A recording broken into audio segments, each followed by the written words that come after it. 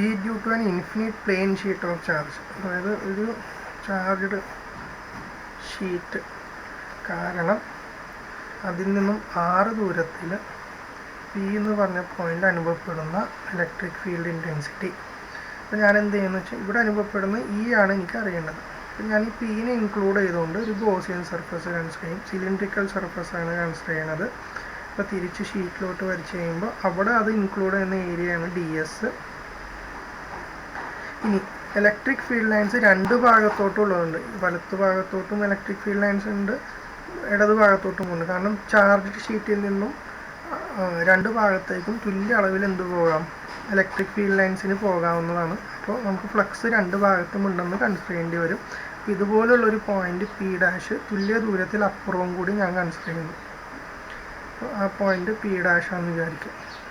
അപ്പോൾ P' include ചെയ്യുന്ന Gaussian surface അത് വീണ്ടും r ദൂരത്തിൽ, ഷീറ്റിൽ നിന്നും r ദൂരത്തിൽ.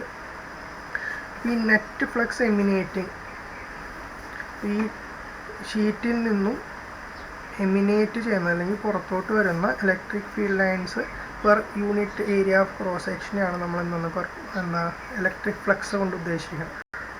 Electric field lines passing perpendicular to a given surface, അതാണ് ഇലക്ട്രിക് ഫ്ലക്സ് എന്നുള്ളത്. ഞാൻ ഈ P ഇൻക്ലൂഡ് ചെയ്തുകൊണ്ട് ഒരു സർഫസ് കൺസിഡർ ചെയ്തു. അതിൻ്റെ ഏരിയ വെക്ടർ, ഇപ്പോൾ ഒരു സർഫസിനെ നമുക്ക് വെക്ടോറിയൽ കൺസിഡർ ചെയ്ത് കഴിഞ്ഞാൽ അതിനൊരു ഏരിയയ്ക്ക് ഒരു ദിശ കൊടുക്കാം. അപ്പോൾ ഞാനതിന് ഏരിയ വെക്ടർ N വെച്ച് സൂചിപ്പിച്ചു. അത് ആ സർഫസിന് പെർപെൻഡിക്കുലറായിട്ട് വരയ്ക്കുന്ന ലൈനാണ് ഏരിയ വെക്ടറായിട്ട് എടുക്കുന്നത്. അപ്പോൾ ഇവിടെ വരച്ച് കഴിഞ്ഞാൽ ഏരിയ വെക്ടർ ഇങ്ങനെ പുറത്തോട്ട് വരും. ഇവിടെ വരച്ച് കഴിഞ്ഞാൽ അതും ഇങ്ങനെ ഈ ദിശയിലോട്ട് വരും. ഇനി ഇലക്ട്രിക് ഫീൽഡിൻ്റെ ഇൻറ്റൻസിറ്റി, ഫീൽഡ് ലൈൻസ് രണ്ട് ഭാഗത്തോട്ടും പോകുന്നു എന്ന് പറഞ്ഞു. ഇപ്പോൾ ഫീൽഡ് ലൈൻസിൻ്റെ അതേ ദിശ പോസിറ്റീവ് നിന്നും പുറത്തോട്ടാണ് ഇലക്ട്രിക് ഫീൽഡിൻ്റെ ഇൻറ്റൻസിറ്റി. അപ്പോൾ ഇവിടെ ഈ P എന്ന് പറഞ്ഞ പോയിന്റിൽ അനുഭവപ്പെടുന്ന ഇലക്ട്രിക് ഫീൽഡ് ഇൻറ്റൻസിറ്റി ഇങ്ങോട്ടാണ്, ഇവിടെ അനുഭവപ്പെടുന്ന ഇലക്ട്രിക് ഫീൽഡിൻ്റെ ഇൻറ്റൻസിറ്റി ഇങ്ങോട്ടാണ്.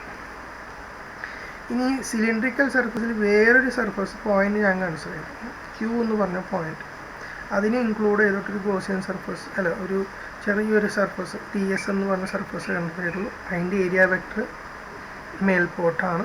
പക്ഷെ അവിടത്തെ സംബന്ധിച്ചിടത്തോളം യുടെ ദിശ ഇങ്ങോട്ടാണ്, കാരണം ഈ പുറത്തോട്ടാണ്. അപ്പോൾ യും N തമ്മിൽ അവിടെ ഉണ്ടാക്കുന്ന ആംഗിൾ എത്രയാണ്, 90 ഡിഗ്രിയാണ്. അപ്പോൾ എനിക്ക് 3 point at P, E and N R parallel, theta is equal to 0 degree. At P and P' എന്ന് വേണമെങ്കിൽ എഴുതാം. And at P' also same. At Q എന്താ, E and N area vector are perpendicular, theta എത്രയും 90 degree ആയി. അപ്പോൾ net flux emanating from the surface, ഈ സർഫസിൽ നിന്നും പുറത്തോട്ട് വരുന്ന ഫ്ലക്സിൻ്റെ അളവ് ഫ്ലക്സ് ഏതിലൂടെയൊക്കെ പോകാം, ഈ Pയിലൂടെ പോകാം, P' കടന്നു പോകാം, കേർവ്ഡ് സർഫസിലൂടെ കടന്നു പോകാം. അപ്പോൾ phi is equal to P' 5P plus 5P' plus 5Q എന്ന് എഴുതാം. അപ്പോൾ ഈ ഫ്ലക്സ് എന്ന് വെച്ചാൽ എന്താ, electric field lines passing perpendicular to the given surface. E.ds ആണ് phi എന്നുള്ളത്. സർഫസ് ഇൻറ്റഗ്രൽ E.ds ആണ് phi. അതിന് നമുക്ക് എങ്ങനെ, phi ഈസ് ഈക്വൽ ടു, അപ്പോൾ d phi എന്ന്, ചെറിയ സർഫസ് ഏരിയ കാരണമുള്ളതായതുകൊണ്ട് d phi എന്ന്, d phi is equal to ഈ സർഫസ് ഇൻറ്റഗ്രൽ E.ds എന്ന് എഴുതാം. അപ്പോൾ d phi is equal to surface integral E.ds cos theta എന്ന് എഴുതാം. അപ്പോൾ നോക്കിയാൽ ഈ Pനും P' തീറ്റയുടെ വാല്യൂ എത്രയാണ്, 0 ഡിഗ്രിയാണ്. കാരണം N-ഉം E-യും ഒരേ ദിശയിലാണ്, ഇവിടെയും N-ഉം E-യും ഒരേ ദിശയിലാണ്. പക്ഷേ ഈ Q സർഫസിൽ മാത്രം N-ഉം E-യും എന്താ 90 ഡിഗ്രി വ്യത്യാസത്തിലാണ്. അപ്പോൾ കോസ് തീറ്റയുടെ വാല്യൂ എന്താവും, 4. ഇവിടെ ഇതേപോലെ തന്നെ കോസ് തീറ്റയുടെ വാല്യൂ എത്ര, 90 ഡിഗ്രി ആവും. കോസ് 90യുടെ വാല്യൂ 0 ആണ്.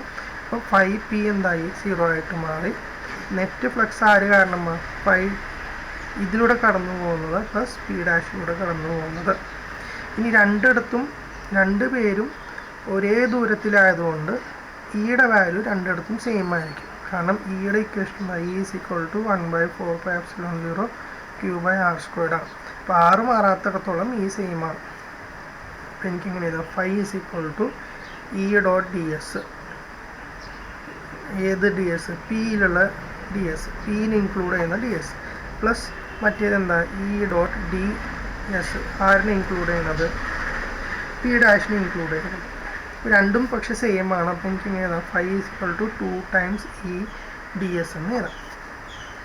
ഇനി ഗോസസ് തിയറം പറയുന്നത് എന്താ? Gauss's theorem as per Gauss's theorem എന്താ? phi is equal to net flux emanating is equal to 1 by epsilon 0 times net charge enclosed അല്ലേ. അപ്പോൾ net flux is equal to നമുക്ക് ഇങ്ങനെ എഴുതി 2 ടൈംസ് ഇ ഡി എസ് എന്ന് എഴുതി. ഇനി net charge enclosed എന്ന് പറയുമ്പോൾ എന്താ? 1 by epsilon 0 times sigma Q ആണ്. മൊത്തം ചാർജ് എത്രയാണ്? ക്യൂ ആണ് ചാർജ്. അത് അടങ്ങിയിരിക്കുന്ന ഏരിയ എ ആണ്. അപ്പോൾ അതിന് നമുക്ക് സർഫസ് ചാർജ് ഡെൻസിറ്റി സിഗ്മ എന്ന് എഴുതാം. അങ്ങനെയാണെങ്കിൽ ഡി എസ് ഏരിയയിൽ ഇൻക്ലൂഡ് ചെയ്യുന്ന ചാർജ് എത്ര? സിഗ്മ ടൈംസ് ഡി എസ് എന്നാണ്. അപ്പോൾ charge in area D S is equal to sigma times D S.